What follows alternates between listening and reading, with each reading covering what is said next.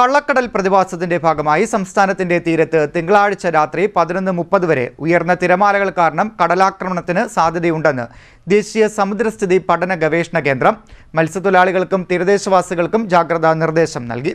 കള്ളക്കടൽ പ്രതിഭാസത്തിന്റെ ഭാഗമായി സംസ്ഥാനത്തിന്റെ തീരങ്ങളിൽ തിങ്കളാഴ്ച രാത്രി 11:30 വരെ 0.4 മുതൽ 1 മീറ്റർ വരെ ഉയർന്ന തിരമാലകൾ കാരണം കടലാക്രമണത്തിന് സാധ്യതയുണ്ടെന്ന് ദേശീയ സമുദ്രസ്ഥിതി പഠന ഗവേഷണ കേന്ദ്രം മുന്നറിയിപ്പ് നൽകുന്നു. കടലാക്രമണത്തിന് സാധ്യതയുള്ളതിനാൽ മത്സ്യത്തൊഴിലാളികളും തീരദേശവാസികളും ജാഗ്രത പാലിക്കണമെന്നും നിർദ്ദേശിക്കുന്നു. കടൽക്ഷോഭം രൂക്ഷമാകാൻ സാധ്യതയുള്ളതിനാൽ അപകട മേഖലകളിൽ നിന്നും അധികൃതരുടെ നിർദ്ദേശാനുസരണം മാറി താമസിക്കണം.